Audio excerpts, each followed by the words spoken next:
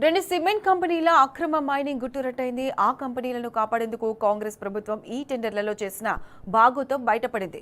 కొందరు సర్కారు పెద్దలు తెర వెనుక ఉండి అక్రమాలను కప్పిపుచ్చేందుకు కథ నడిపినట్లు తెలిసిపోయింది.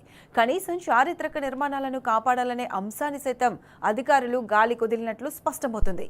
ఈ వేలం అవకతవకలపై బీఆర్ఎస్ వర్కింగ్ ప్రెసిడెంట్ కేటీఆర్ లేఖ రాయడంతో అక్రమ మైనింగ్ భాగోతం వెలుగులోకి వచ్చింది.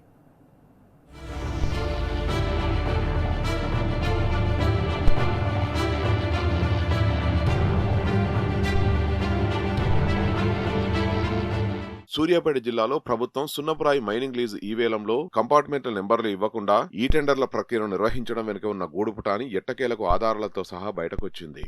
కొందరు సర్కార్ పెద్దలు తెర వెనుక ఉండి Deccan cements, Nagarjuna cements limited కంపెనీల అక్రమాల్ని కప్పిపుచ్చేందుకు కథ నడిపినట్టు తెలిసిపోయింది. సుల్తాన్పూర్ రిజర్వ్ ఫారెస్టులో మైనింగ్ బ్లాక్ చారిత్రక మట్టపల్లి ఆలయానికి 1/2 కిలోమీటర్లో ఉన్నారు. అధికారులు కనీసం చారిత్రక నిర్మాణాల్ని కాపాడాలనే అంశాన్ని సైతం ఈ టెండర్లలో గాలికొదిలినట్లు స్పష్టమవుతున్నది. కాంగ్రెస్ ప్రభుత్వం మొదటి నుంచి ఈ వ్యవహారంలో ఉద్దేశపూర్వకంగా మౌనం ప్రదర్శిస్తుండగా డెక్కన్ సిమెంట్స్ యజమాని కనతకు తుపాకీ గురిపెట్టి బెదిరించిన ఘట్టాన్ని మంత్రి కొండా సురేఖ కూతురు తెరపైకి తేవడంతో సర్కార్ సంకటంలో పడింది. ఇదే సమయంలో సుప్రీంకోర్టు నియమించిన కేంద్ర సాధికారత కమిటీ ఈ అక్రమాలపై దృష్టి సారించడం, ఈ వేలం అవకతవకలపై బీఆర్ఎస్ వర్కింగ్ ప్రెసిడెంట్ కేటీఆర్ రాయడంతో సున్నపురాయి గలీజు భాగోతం తీవ్ర చర్చనీయాంశంగా మారింది.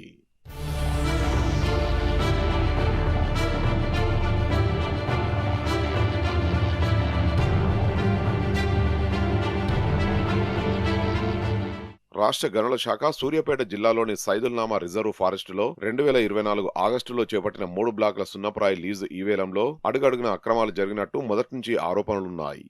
ప్రభుత్వ పెద్దలు తెర వెనుక వ్యవహారాన్ని నడిపించడంతో ఎంఎండీఆర్ చట్టాన్ని ఉల్లంఘించి అక్రమ మైనింగ్ ఆరోపణలు ఎదుర్కొంటున్న సిమెంట్ కంపెనీలకే సంబంధిత సున్నపురాయి బ్లాకులు దక్కేలా ఈ టెండర్ల ప్రక్రియ జరిగినట్టు తెలుస్తున్నది.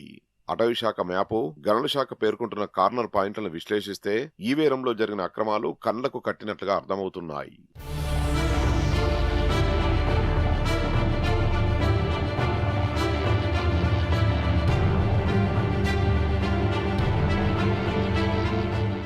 సైదుల్నామా రిజర్వ్ ఫారెస్టులో మైనింగ్ ప్రాంతాన్ని 13, 14 కంపార్ట్మెంట్లుగా విభజించింది. వాస్తవానికి కంపార్ట్మెంట్ 14లో నాగార్జున సిమెంట్స్ లిమిటెడ్ 1980 దశకంలోనే మైనింగ్ లీజు వచ్చింది. దానినే 1996లో రిన్యువల్ చేశారు. కానీ సదరు కంపెనీ లీజుకు తీసుకున్న ప్రాంతంలో కాకుండా కంపార్ట్మెంట్ 13లో అక్రమంగా పెద్ద ఎత్తున మైనింగ్ చేసిందనేది ప్రధాన ఆరోపణ. దీనికి సంబంధించి సామాజిక కార్యకర్త, న్యాయవాది కర్ణాట వెంకటరెడ్డి హైకోర్టులో వేసిన కేసు ఇప్పటికీ కొనసాగుతున్నది.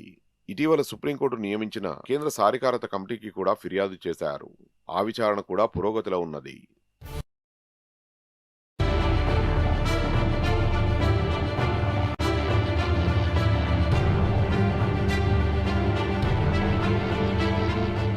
సైదుల్నామా రిజర్వ్ ఫారెస్టులో డెక్కన్ సిమెంట్స్ 1987 నుంచి పలు దఫాలుగా అధికారికంగా లీజుకు తీసుకుని సున్నపురాయిని వెలికితీసింది. అయితే డెక్కన్ కంపెనీ తమకు అనుమతి ఇచ్చిన ప్రాంతం కంటే ఎక్కువ విస్తీర్ణంలో అక్రమ మైనింగ్ జరిపిందని, ఈ మేరకు అటవీ శాఖ ఏర్పాటు చేసిన సరిహద్దులను సైతం మార్చిందనే ఆరోపణలున్నాయి.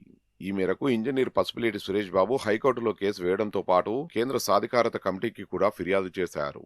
విచారణలో భాగంగా సిఈసి వివరాలు కోరిన తెలంగాణ గనులు, అటవీ శాఖలు సరైన సమాచారం ఇవ్వలేదు. దీంతో గత నెల 25న ప్రత్యక్షంగా అధికారుల్ని పిలిపించి కమిటీ విచారణ చేపట్టింది.